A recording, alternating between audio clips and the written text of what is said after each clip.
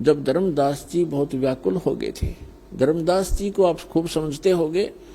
धर्मदास जी, आदरणीय धर्मदास साहिब जी एक बहुत ही पुण्यकर्मी प्राणी थे। और विचार करो पुण्यात्माओं, जिसके साथ भगवान रहे, साथ साथ फिरे, उससे पुण्यात्मा कौन होगा। साथ रहे, लेकिन हम समझ नहीं सक पाए, क्योंकि परमात्मा कहते मैं रोवत हूं सृष्टि को, सृष्टि रोए मोहे। और गरीबदास इस योग को समझ नहीं सकता कोई। धर्मदास जी के साथ भगवान रहे और ऐसे ऐसे लीला करके दिखाई जो भगवान ही कर सकता और कर ही नहीं सकता। और फिर भी बुद्धि काम ना करी। धर्मदास जी की आंखों देख भी आया कि वहां से सचमुच ये परमात्मा है। हमारे ऊपर इतना प्रेशर है, उसके बाद भी मोहवश इतना अंधा हो गया।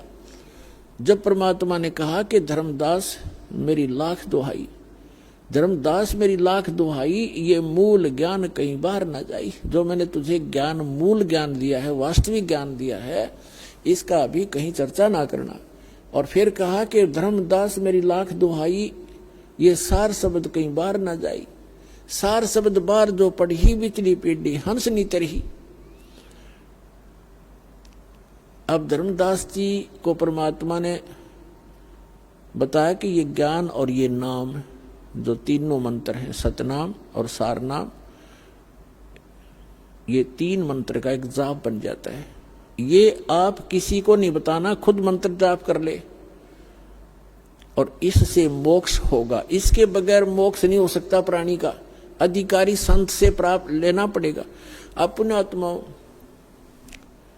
जब धर्मदास जी ने ये भी देख लिया कि समर्थ है ये तेरे साथ खड़ा, सतलोक में भी देख आए, वापस आ लिए, फिर भी उसके मन में मोह इतना छा गया, रोने लग गया बैठ के।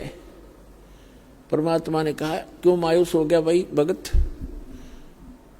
तब वो क्या कहता है कि भगवान आपने स्पष्ट कर दिया कि इन मंत्रों के बगैर मोक्ष नहीं। ये जो मंत्र आप बता रहे हो, सतनाम और ये सारनाम, ये तीन मंत्र का जाप है, इसके बगैर मोक्ष नहीं। और ये मेरे बच्चे, आपने मेरे को 42 पीढ़ी का जो है ना वरदान दे दिया, 42 पीढ़ी मेरा वंश चलेगा, तो मेरे बच्चे पार कैसे होंगे। यूं कहकर रोने लग गया। तब परमात्मा ने कहा कि धर्मदास तू अंधा मत हो।